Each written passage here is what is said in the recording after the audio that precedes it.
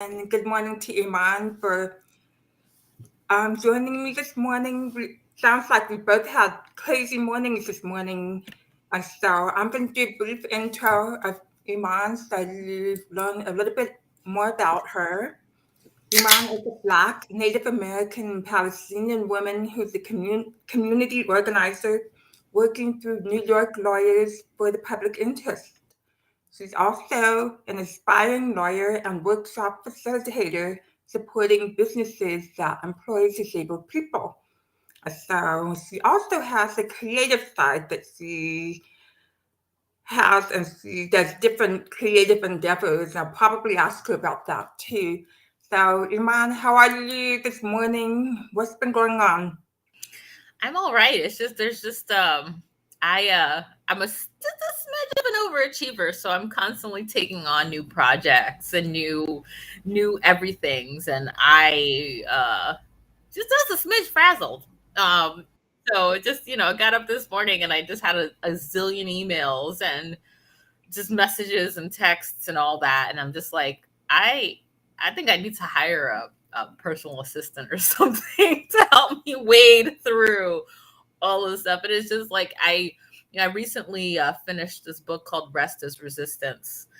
Um, and it was such a good book, so good that I shared it with like a ton of people because I'm just like, y'all, we need to like make sure that we are not only like going hardcore in the community and showing up and doing amazing and great things, but also recognizing that we need rest too, and that we need to take our rest and our self-care very seriously. Otherwise, we will tip over. And I don't want to tip over. I want to stay upright, do whatever it is I have to do. So yeah, there's just been a lot coming at me. And on one hand, like I feel very grateful that I have tons of gigs and tons of great things going on.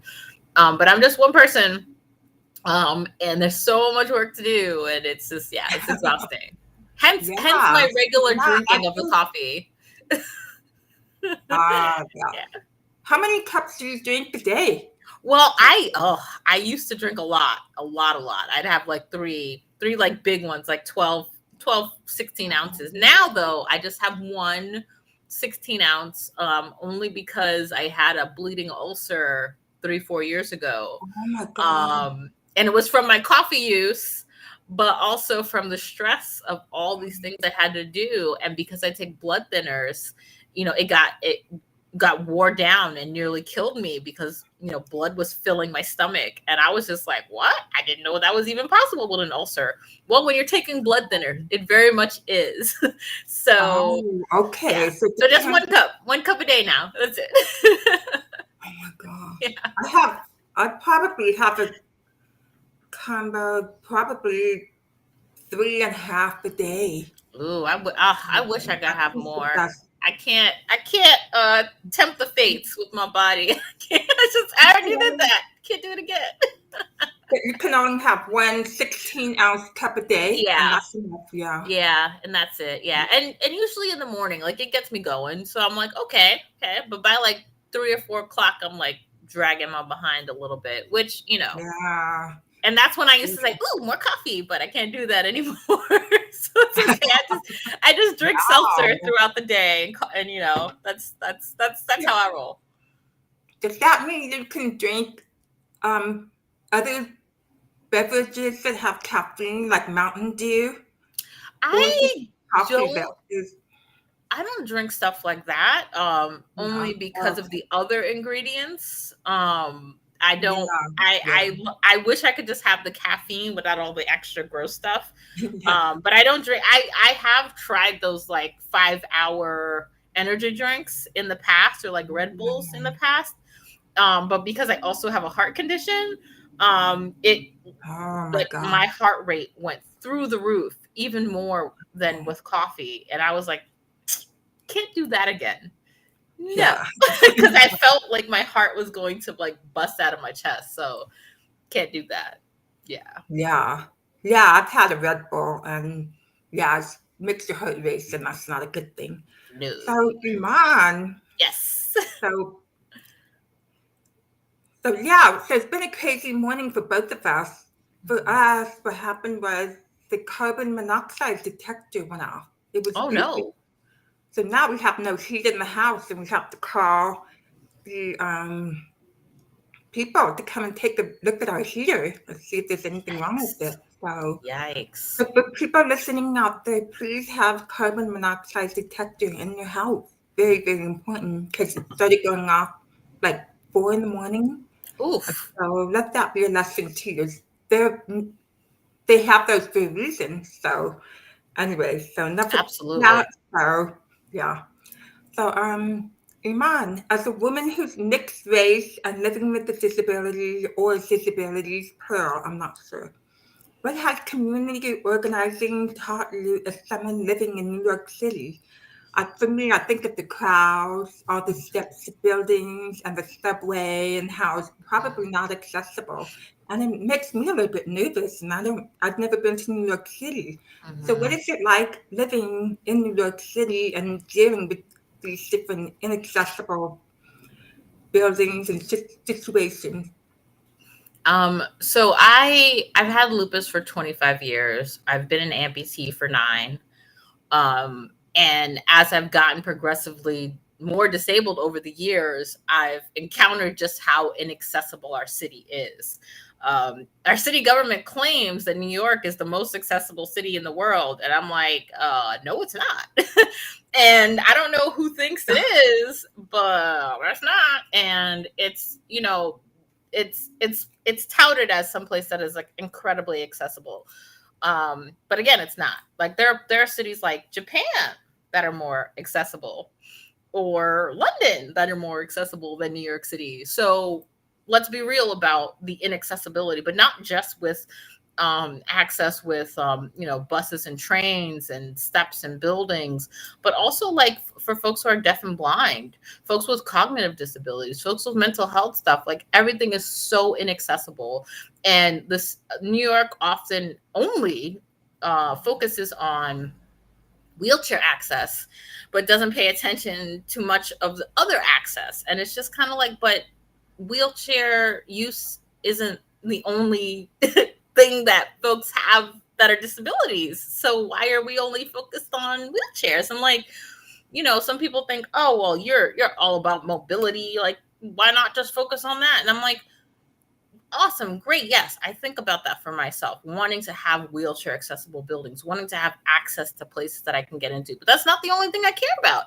I care about other people having access too. And coupled with that, I care about people having access beyond their disability, because when people look at me, they're not just seeing my metal legs. They're not just seeing my, misshapen hands. They're not just seeing that. They're also seeing my big curly hair, my racially ambiguous looking face. And they make all kinds of assumptions about what I can and cannot do. And they make all kinds of assumptions about who I am and who I'm not. And I noticed that doesn't always happen with white folks with disabilities. And, I've I've called it out a number of times, and people are like, oh, what are you talking about? You're being silly. There's no racism issue in the disability community. And I'm like, yeah, no, there is. There is. And I've heard horrible things from white folks with disabilities in the community coming towards me simply because they don't like that I'm holding them accountable. And then they want to call me unprofessional simply because I'm trying to hold them to account. If you're going to be racist towards me or sexist or laterally ableist, I'm going to call you out. And if you're going to call me unprofessional for saying that, well then, oh well. And they always do that to folks like me who are calling them out for being discriminatory. But they can't say anything about the work that I do, or how, what I'm doing in the community, or any of that. And so I I often get labeled as being difficult or being intimidating because I don't take any crap, and I don't think I should have to. And I don't think that anyone should have to. And if someone's going to call you a sand N-word or a house N-word, or call you some cripple who needs to go back to their country, yes, those things have been said to me by white disabled folks. If folks are going to say that stuff to me, then they're going to get some words, and they're not going to be nice words. So I have no problem coming up against folks who are like that. So yeah, so New York City is not very accessible. And, the subway system is still at 23% accessibility. paratransit is awful. And so that doesn't leave folks with disabilities in the city with many options. And unless you have money, if you have money, sure, you can get a taxi. You can hire a car. You can hire a private car if you want. Hire a driver who's going to drive you. You can do that if you have money. But if you're like the majority of folks with disabilities who live in the city, you don't have any money. You're probably on a fixed income. You're probably getting Medicare and Medicaid. You're probably getting food stamps, in which case you can't afford a taxi for 40 or 50 bucks, let alone trying to take, the inaccessible train station, or trying to beg or, guilt someone into giving you a seat on the bus, which I've had to do. And so I rely on paratransit, but it's such a nightmare. It's such a nightmare. And I'm just like, you guys treat us like we don't have anything to do. You treat us like we don't have a life. You treat us like we don't have a job. You don't have school. We don't have doctors. Because, they often focus on the doctor portion for paratransit. And it's just like, first of all, that's not all we're going to do. Like, the doctor's appointments are 20, maybe 30% of what I'm doing with paratransit. But the rest of it is work, is school, is meetings, is going to hang out with my friends, my family, and like do things around the city, go run errands, go to a bar and have a drink with my friends, like, which people are stunned by that. Oh my God, what are you doing with your metal legs sitting in the bar having a drink with your friends? Which people have said to me, it's just, yeah, it's, I have some people say the most wild stuff to me all the time. And I'm just kind of like, as jacked up as COVID has been, it has absolutely kept me more in the house than out of the house.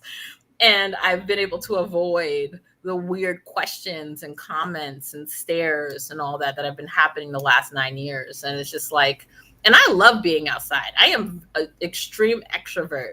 So to have someone like me not want to be outside around people because people are being gross to me, it says something. And I had a therapist years ago who was like, well, why don't you just wear something to hide your legs? Wear some long pants or a long skirt. And I'm just like, first of all, you're victim blaming.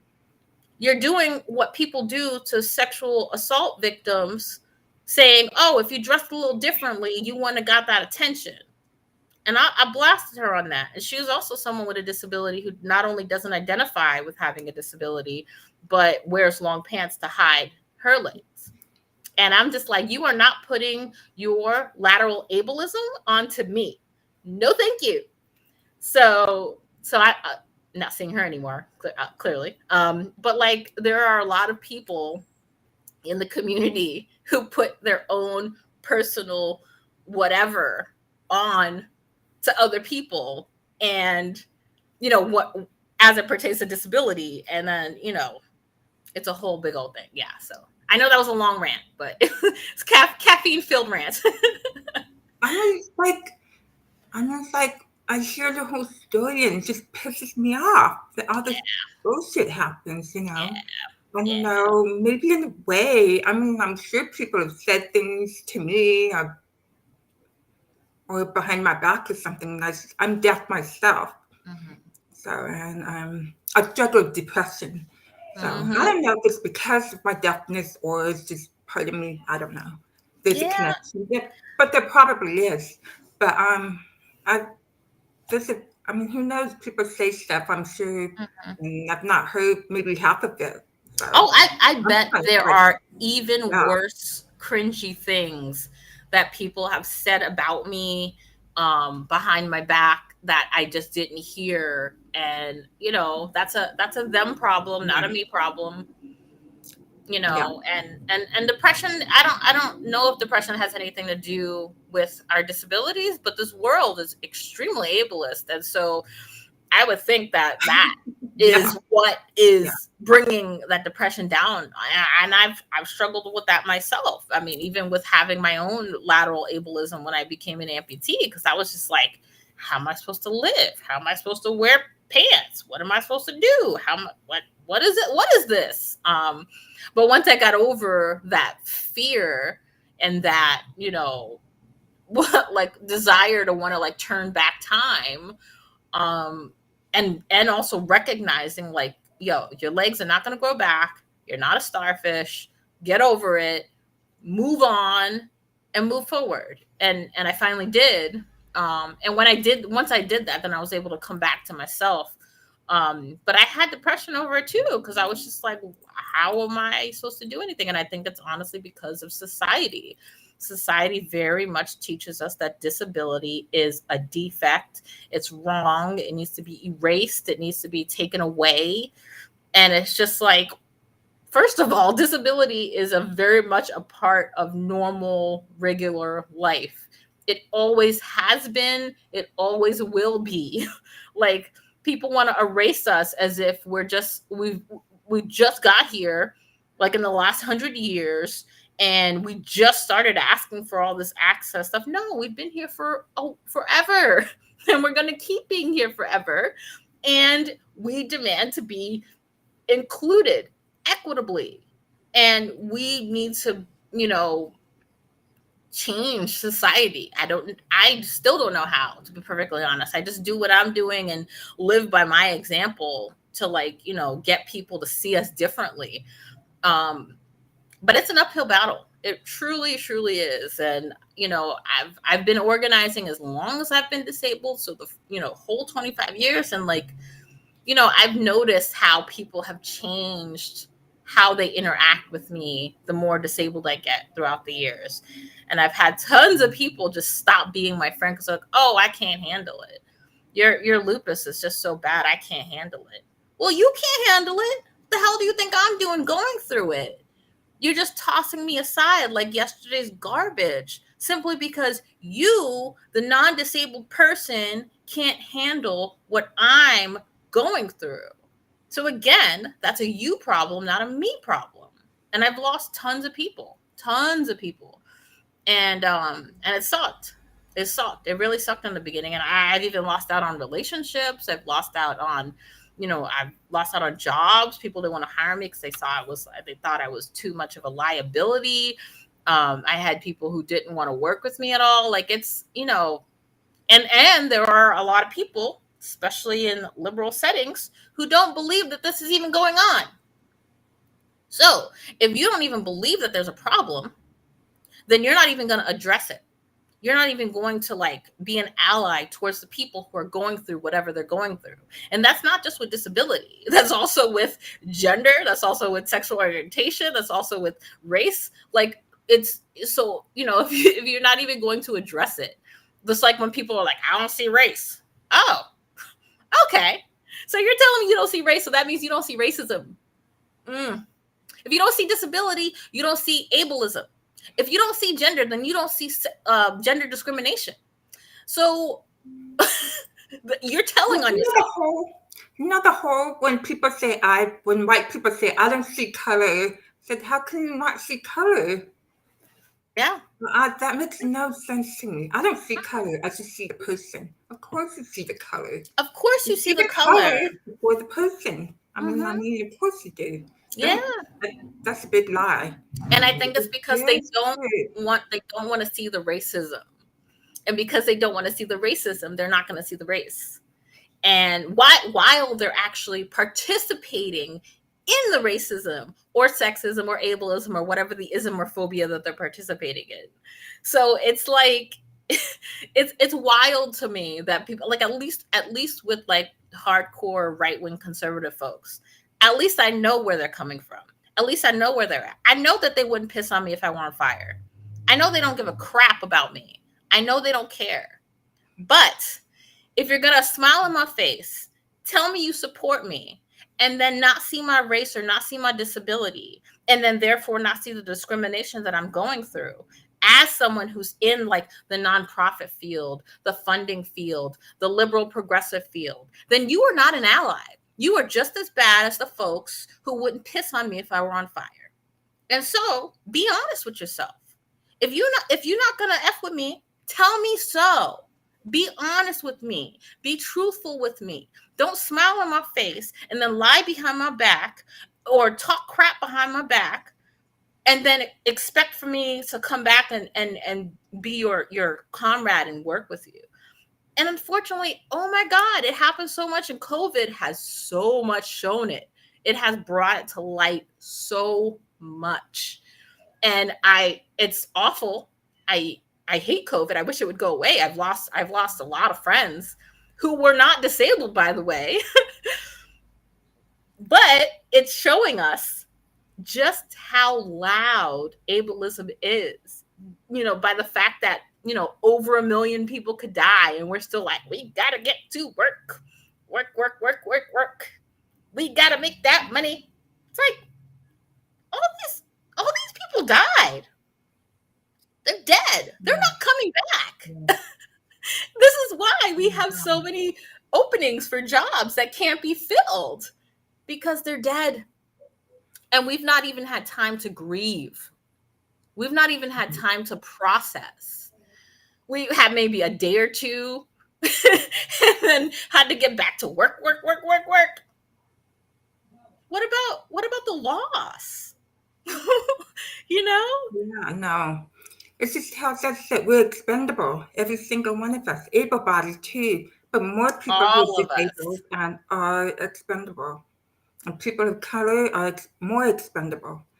I mean, you're Yes. still seeing so much, this is kind of off topic a little bit, but you're still seeing so much inequity with maternal death of people of color in hospitals. Mhm. It really permeates all parts of our society here and throughout the world too. And I that's think that's so so, connected. It's so connected. yes, it's big, it's connected, it's all connected. Forced sterilization. Who knows if Yeah. it's still going on? I bet it I is. I bet it is too. Like, I don't often talk about my struggles with miscarriage and pregnancies, because it's hard. Who wants to talk about it? But it is an important thing for us to talk about, because it affects so many birthing people. So many of us with the uterus are so affected by issues with pregnancy, actually giving birth, not dying from the birth. It's and even just getting to the point where you can give birth. And I mean, I've had 2 miscarriages, and it was incredibly it was hard. It was hard. I'm not gonna lie about it. And the first time was when I had, but right before I lost my legs, and that's why I lost my legs, because my lupus freaked out, my body freaked out, and then blood clots just went wild through my body. And I didn't even know that was a thing, but apparently when you have aggressive lupus where you're clotting a lot, which I do, your body's like, yeah, we're gonna have a little party in here, and you might not like it, but we're gonna do it anyway. And after 8 months and 11 surgeries, 2 legs and 1 knee gone, that was the end result. And I wish that I talked to more women about, or anybody about, miscarriages before that happened, because maybe I could have known a sign or something, and could have avoided losing my limbs. Now, granted, I've acclimated. I'm doing great. I'm doing wonderful. 9 years in. It did take me a little while though, and it was a rough beginning, especially because I didn't lose my limbs. Most people lose their limbs from diabetes, and then the rest, and that's like, I think the last statistic I saw was like 80% of people lose it to diabetes, and the rest of us, 20%, are like, blood clots, accidents, blood flow, circulation issues, stuff like that. And so they kept looking at, because especially because I have lupus, they were like, okay, we got to watch you. So I didn't get my legs, my metal legs, for a couple years. And so I had to navigate the whole city using a wheelchair, which I had done 5 years before. And that's why my hands are like this. I had a severe neuropathy attack and became paralyzed from the neck down out of Related nowhere. to you had a Yeah. neuropathy attack related to your lupus? Yeah. It affects the hands, but how does It it affect the hands? Well, actually, it affected my whole body. I was paralyzed from the neck down. And so my hands were Oh, paralyzed like this. And this was as much as I could get back. okay. Um, but it happened out of nowhere. They had no idea it could even happen to someone with lupus. They had no idea why it happened to me. That was the first time I did hardcore chemo and also did a form of dialysis called plasmapheresis. And that was intense when I was 25. And then, I bounced back after 16 months of hardcore, intense physical therapy. But that wasn't because the doctors wanted to do it. And that wasn't because the medical professionals actually gave a crap about my my physicality and my needs. Because after 4 months of this very extremely traumatic thing happening to me, they gave up. They didn't want to do any more physical therapy. They were seeing me 6 days a week for 3 hours a day. Okay. And then they went down to 4 days a week to 1 hour a day. And so that's incredibly different. And I was like, you know what? Y'all can kick rocks barefoot. I'm just going to take some weights and take some equipment from the weight room up to my room because I was in a nursing home in Queens. And I was like, I'm going to work myself out. You might not believe in me, but I believe in me. I don't need you. And after 10 months, I was actually walking and moving my leg and moving my knees and moving my arms and walking. And they did not believe I was going to be able to do that ever again. They said, get a motorized chair and be done with it. And I told them yet again, kick rocks barefoot, get out of my face, and I'm a walk. Now, there's nothing wrong with using a wheelchair, motorized or manual. There's nothing wrong with it at all. I just knew that I could do it. I just knew that I didn't have to basically give up simply because they didn't believe in me. I didn't care. I don't need anyone to believe in me, and I've never needed anyone to believe in me. And I think it's because of my upbringing. Like my parents instilled in me, enough. I don't know, gumption and audacity. And I think it's because my dad wanted a boy first, and he got me first. And he put Oh, all the things that he wanted in a son in me. And that's just how I operate. yeah. And I think that's okay. I think that's honestly okay. I think that more women identified folks need to have that kind of the same audacity that cis white men have. We need to show up with that because they do it all the time. So why shouldn't we? That's how I roll. And almost like you're not gonna make me feel like I'm being unprofessional or wrong or inappropriate by uplifting myself and having the confidence in myself that I know what I'm doing, I know what I'm talking about, I'm capable, I'm intelligent. Y'all can tell I'm funny as hell, and I know how to do the job, whatever the job is. And so I just show up with all the audacity, and I've been getting away with it since. So I'm going to keep on doing it. And hopefully, you know. Yeah, so yeah, that's amazing though that you help improve in physical therapy. I Yeah. mean, it really I, does have a lot to do with self-belief, knowing you can overcome things. mm-hmm. So I'm wondering, so when you're interacting with people every day as a community organizer and you're doing fundraising, you handle fundraising too, right? Yes, Yeah. So, so how do you, what kind of organizations do you reach out to for fundraising? And how do you get them to listen? For like people listening out there, how do you get, if you really want to raise funds for your cause or organization, whatever, what are some things that you can do to really get people to listen? Oh, oof. Well, I'd say first, show up authentically. For years, I was told to button myself up, to, you know, de-hoodify my speech. Stop using av. Don't speak so ghetto. No, Show up how you are. Show up as your authentic self. People will read into that and they'll see, oh, snap. She's showing up as her true self. I can trust her to do, or whoever, I can trust them to show up and do whatever training, whatever workshop, whatever anything. And I can give them money because I can trust them to do what they say they're going to do. Every time I show up authentically, people give me money, give me time, hire me for something, give me support. And I haven't had any issues since, and not to say that, public speaking is hard. I've been doing it, like I said, as long as I've been organizing so I have practiced for 25 whole years to show up and talk to people, to send emails, to go to community events, and I go to a ton of community events.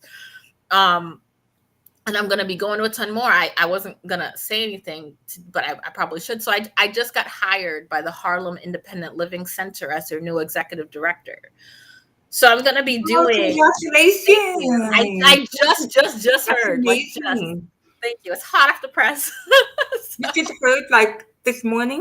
No, I heard last night, but I haven't had a chance to like tell as many people. But yeah, I'm super excited. And I get to do even more stuff in the community. And, I plan on doing a ton of webinars and a ton of information sessions because there's so many issues that are so important. Like, when people think about disability, they're like, oh, doctors, medicine, that's it. Wheelchair, walker, that's it. No, there's so much about our lives, so much. And a lot of it doesn't have anything to do with our disability or with our mobility device. It just has to do with living and how to make living accessible. And, I constantly bring that up with funders. And I am constantly surprised about who I make friends with. And some of the surprises are elected officials and funders who I've made friends with. And I think it's because they like that I, again, show up authentically. So show up as yourself. Be honest about your needs. Be honest about what the community needs. And then don't ever, ever, ever be afraid to ask. I always say the worst that they can say is no. Go ask somebody else and never stop asking. And so that's why I am very successful. I have my husband says I have no fear. And because I just jump, I just go. I do whatever it is. So whatever work has to be done, whatever asks, whatever calls, whatever events. I've even gotten calls the same day to go to events the same evening. And they're like, oh, this thing is happening in 2 or 3 hours. Can you go? And I'm just like, oh, I wasn't even going to put my legs on today. Y'all got me put my dang legs on. Here was my rest day for my leg. Oh, well. Okay, fine. Legs are going on. We're going out. And I show up and I'm ready to go. And so, show up as yourself, be authentic. Don't be afraid to ask everybody, talk to everybody, because you never know where you're going to build a connection. Never. You never know who's going to have that connection to a funder, a connection to an elected official, a connection to someone who can work with you, someone you can hire, a new program. I've recently been getting very sucked into research around jails and disability. And I've been coming across so many lawyers who work around that. And I'm just like, yes, can we talk? I want to pick your brain because I want to know how I can help those people. It's 35 to 40% of folks in jails have a disability. And 60% of them are Black and brown. 35 to 40% of people in jails have a disability? Yes. And it's all kinds of disabilities, all kinds. And I'm just like, how? Wow. How? And it's because people aren't getting the services that they need in school, whether it's an IEP or any other, I hate the phrase special education, but any kind of special education needs, they don't get it. And then they're deemed problem children. And then they're automatically put into the system because they do something, wrong or bad, because they don't have the resources and they don't understand what the heck is breaking the law. Some of them don't know. And so it's amazing and awful, and I say amazing in a bad way, that simply because they don't understand the law, they don't have the resources they need to live, they break the law because they don't know it's a law, and then they get put in juvenile detention or in Rikers or in a worse jail, because New York is not the worst state for criminal justice. Let me tell you that. I have like a month ago, I had a weeping fit because the stuff that I was reading was so awful. And it took me back to my teenage years. And I was like, I grew up in Queens, New York. And I had many of my classmates who went to Rikers as well when I was a teenager. Oh, and I'm just like, it's the worst freaking place ever. Stories about it, yeah. Yes. And I just keep thinking back to, that could have easily been me. That could have easily been me. And I would have been just another number in the system, and I would have been lost to the system forever. That could have easily been me. And I was just like, I have to do something to help these people. I'm not sure what yet, but I have to do something. And, my dad, when I was a little kid, he would often tell me, if you see something wrong, you fix it. It is your job to fix it. That's your rent on this earth, to fix the things that need fixing. And I know he thought I would fix things by being a doctor, since a lot of Rimawis are doctors and architects. There's a lot of Rimawis that are that. But I was just like, maybe I'll become a writer. Maybe I'll be an artist. Maybe I'll be an organizer. And he was just like, how are you going to make money like that? And I was just like, I will make that money. I promise you. And then unfortunately he passed away when I was 14. So he never got to see all the things that I've been doing. Well, maybe he is in heaven. He's seeing all the things that I've been doing. But like, I do all this stuff in my father's memory, because he was very, very much about community and doing right by your community, and making sure that if you had any capacity to fix anything, change anything, improve anything, that is your responsibility to show up and do it. And I, at 7 years old, I literally internalized that and made it my whole entire existence. And, I feel like it is truly my responsibility. And so I'm going to do it until my last breath. And I always joke with Will. I'm like, there are three entities in this marriage: you, me, and the community. And we're going to be in it for a minute. So there you go. Somebody has a question. I want to say hi to everybody. Say hi to Robert. Hey Robert, y'all. Thank you for being here. And then Krista. Hi, lady. Hi, Krista. Thank you for being here. And Krista lost her father during COVID. I'm so sorry. So many people lost their family members. Just about everybody in my family has had it. Yeah. My in-laws included. My husband and I are the only ones in our whole family and circle who haven't had it. But we've had other awful viruses the last couple years, because everything in the kitchen sink is now out in the lands. So I'm so sorry, Krista, that my heart goes out to you. Yeah. And Robert has a question. How did you avoid getting lost in the system, man? Oof. It's a story. Robert, I would say your parents, right? Partly. When my father passed away, my mom kind of shut down completely. And they were already divorced. So I didn't think that it would affect her so greatly, but it did. And also, she was my little history lesson. My mom was 17 and my dad was 25 when they got married. And so she had me when she was 18, my brother when she was 19, and my sister when she was 25, and lost a few in between. And so by the time my dad passed away, she was 32. And I'm 38 now. And I can't imagine having already been married, been divorced, lost my divorced husband, and had 3 kids and 2 a niece and a nephew that were living with me, and I have to be responsible for that while I'm trying to navigate the world as a Black woman. Like, I can't imagine what it was like for her at 32 to deal with all of that. That being said, and I love my mother, but she's not been that great of a mother. And so oftentimes other people had to step in to be our parental figures. And so by the time I was like 16, I was more of a parental figure to my siblings than my mother was. And that's when I also started getting really sick. So I had both of those. So, how did I avoid getting lost in the system? Shoot, your guess is as good as mine.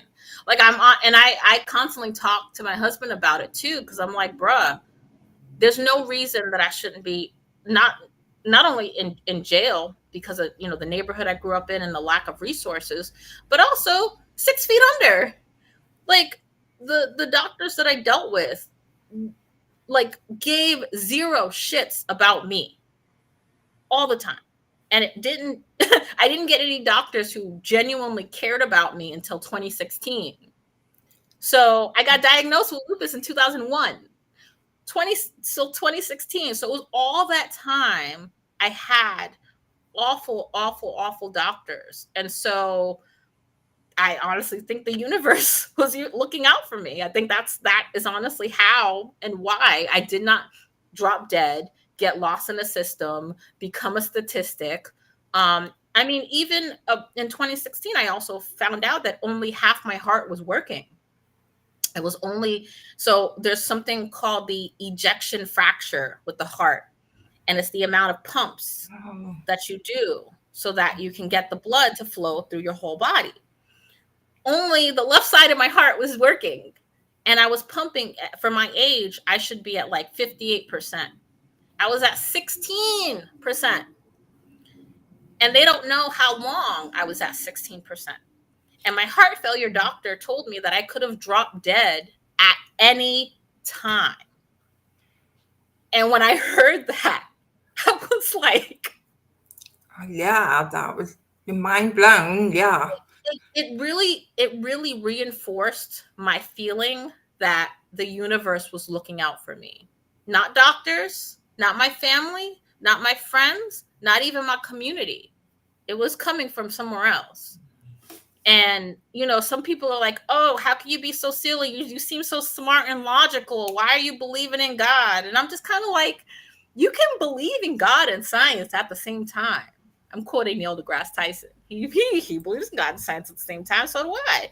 And I don't think that they are necessarily, mutually exclusive, that you're like, they're no, they're not separate. I think that science is absolutely amazing and totally exists. I don't believe the earth is flat. I do believe science is real and space is there, and I'm uber duper vaccinated. But I also believe in God, and I believe that the universe and God and my higher power is the reason that I'm not dead or locked up in a system. So do you hear dogs barking? I do hear dogs in your background. I don't have any dogs. I have 4 dogs in the house, and they're just wild. So, I love little pooches. Dogs are so cute. Yeah. Well, 2 of them are big, huge dogs, and they're loud, and they just want to play all day. That's so anyway, cute. yeah, I was putting that here. So I just want to say, you've dealt with so many doctors that didn't understand you, and that was so how did you find the doctor that truly listens to you? Who's that doctor?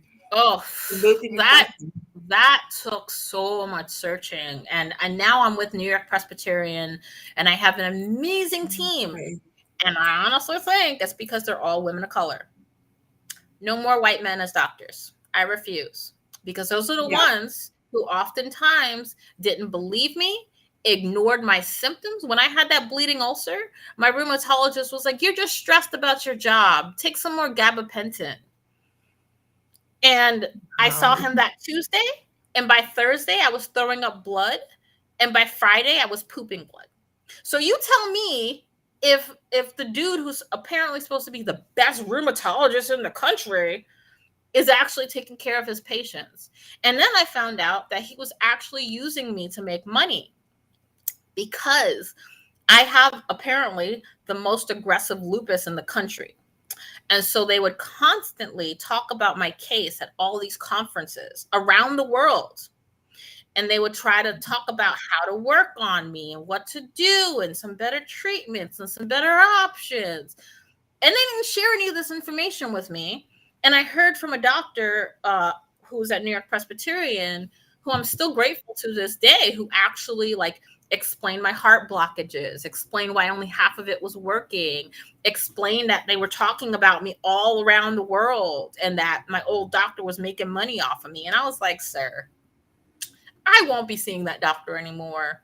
And not only will I not be seeing him, but I won't be going to Bellevue anymore either. And so I'll be coming here. So if you want to see me, great. But I'm not dealing with them anymore. And that old doctor called me back a bunch of times. It was like, oh, can I see you? Oh, can we do another study? Oh, and I was just like, dude, kick rocks barefoot. You don't care about me. You care about making your money. And in case you haven't noticed, I don't operate that way. So you go find some other person that you want to exploit and use, because I am not the one. And I wish I found out earlier that he was doing that, and I had no idea. So 2016 was a year of revelations. So yeah. But I honestly think it's because when I first started going to my doctors, I was a teenager, and my mother would go with me. And at first they would automatically assume she's not your mother because she's darker than me. And then when they realized, oh, she is your mother, that's when they started treating me completely different. So again, the medical racism, which is very loud in your face, you can clearly see a change in behavior.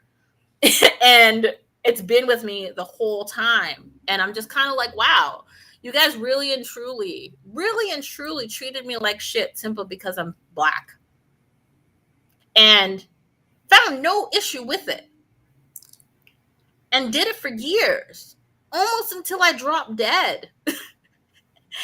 And you didn't realize that I had an amazing universe on my side. And the universe was not going to let you kill me. So sorry, you played yourself, whatever. You know, it's constantly, I think about my life. I'll be 39 in April. And I think if I didn't have I guess just call it audacity, or the gumption, or the audacity, chutzpah, the attitude. If I didn't have all of this strength in me, I would have been dead a long, long, long, long time ago. Because it wasn't just the poverty, it wasn't just the racism, it wasn't just the disability. Like I was in a domestic violence situation for 8 years. I, constantly lost my housing because I was in the hospital so much. My family didn't help me to do anything, not a thing. They did not help me to do anything. So I'm like, I constantly think back on the universe, and God just making sure I'm all right. So I, and my husband says he doesn't believe in God, but I'm like, well, look at all the things I've been through all these years. Can you honestly tell me that there is no God with all the things I went through, and no help, no support, no money, and survived with a very serious disability? You think there's no God? That's impossible. That is truly impossible. Either that, or I have the best luck in the world, and luck does not exist. So there you go. It's yeah. Yeah. It's just their time hasn't come yet. So you Yeah. still have a lot more work to do. I believe in God personally. I'm Catholic, so Yeah. I believe in God. Yeah. Their time, I think everybody has a time that they go. And Mm-hmm. your time Mm-hmm. isn't now. That would be Absolutely. I amazing. think I have so many more years on this earth, and I have so many more good things to do. And I never not once felt like I felt like a lot of other people abandoned me, but I never not once felt God abandoned me. Not once. Even when things got hard. Even when I had not a dollar to my name. Even after I lost my limbs and no one would talk to me anymore. I had God. And that kept me alive. And and if folks want to be, and I don't like push my faith on people. I'm not all like, oh, you gotta be a Christian or nothing. Like, it's do you. Your relationship with God is your business. But I'm not going to be shy about it either. And my faith is very important to me. And so yeah, that's it. I'm really glad you have that. Yeah. I don't know where I would be if I didn't have that. Yeah. And I didn't get there until I was 24. I went to visit my family in Palestine. And before that, God and I had a very strained relationship because of all the issues going on in my family and with my life and with my dad dying and all my, like, I had so many deaths and I was just like, damn, dude, you suck. What's your problem? And then I went to Jerusalem and then I went to the Holy Sepulchre Church and then I touched the slab where Jesus was beat. And when I tell you I felt him, I felt it. Now I was just being a tourist. I was just in there looking at the art, looking at all the, the ruins and the giant church, just chilling, and people were in there touching it. And I wasn't in any emotional state at all. I was just neutral. I was chill. I was like, oh, this is beautiful. It's great. But when I touched the slab and immediately started weeping and feeling the warmth and love of Jesus, even now thinking about it, I get chills because it was real and I felt it.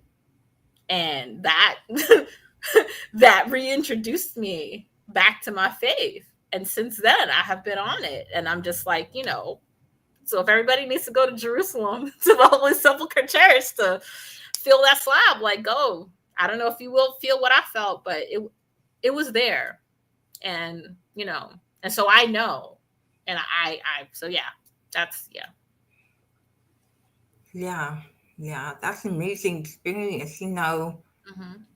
Now I believe in miracles too. We Yes. need to believe in them. We need to believe Yes. in something. Not just I don't put my faith on people either. If they want to know about it, they can ask me. Yeah. But, I believe that we need faith in something more powerful out there than we are, more powerful than we are as humans. So Absolutely. Yep. that's God and that's our faith. Yeah, people want 100%. proof that God exists. But there has been proof. There's been miracles throughout the world. Mm-hmm. Mm-hmm. I, People, I tell people constantly, I'm the proof. If you don't believe in God, look at me. Look at what's happened in my life all these 39 years I've been here. If that doesn't prove to you that there's a God, then I don't know what to tell you. Like, and I tell that to my husband all the time. And he doesn't have any disabilities. He didn't have any experience with it, didn't know anyone with a disability. And, or people who were poor. That wasn't in, and he grew up in North Carolina, so he didn't meet anybody like that. But like, every time I tell him about stuff, and I'm just like, dude, I'm the proof. I've said that to him so many times. Like, I'm the proof God exists. Like, I don't know what other proof you need, but just look at what I've been through and what I've gone through, and I'm still here standing. And I'm doing much better than I was doing several years ago because I have God on my side. Like, I say that constantly. So yeah, I think that's just beautiful. So, Iman, I wanted to ask you, time is coming up now. It's been an yes. hour. I wanted to ask you quickly about your new job and what you'll be doing in your new job as executive director. Oh, yes. briefly. You don't have to say. I'm gonna be so it's an independent living center. So it's going to be number one, we're gonna be helping people with resources for like, Medicare and Medicaid and food stamps and HRA benefits. But I think that we can go farther than that. And I would love to go farther than that. So I'm going to be doing monthly webinars on all kinds of different topics in our community. I'm going to be doing community events that are going to be virtual and in person, that are like parties, town halls, fundraisers, like all kinds of different events. I'm going to also be partnering with local businesses in Harlem to do events with them, to also not only just get them business, but get support, because without non-disabled allies, we can't get anywhere. We need them to do this.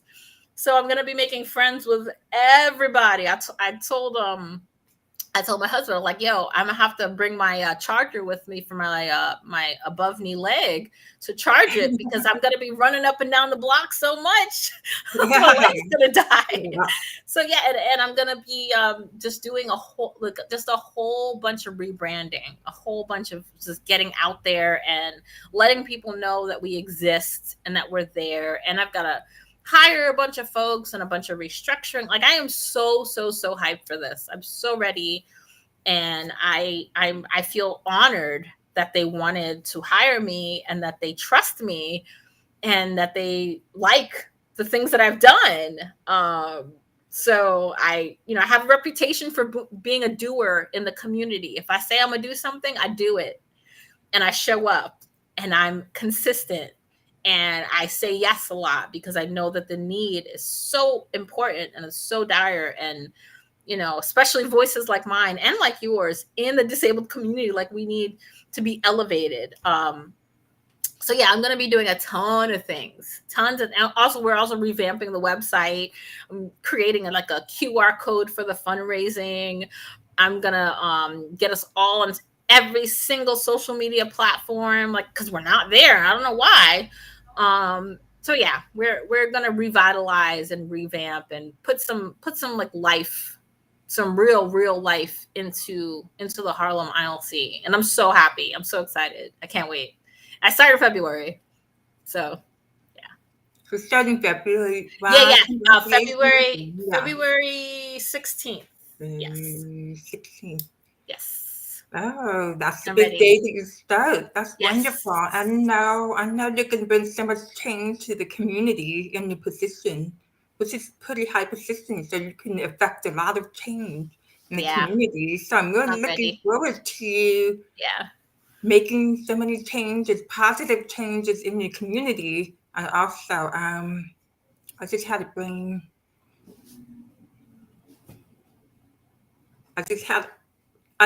a word in my head, and then just totally. That happens to me all the time. Where'd it go? Yeah.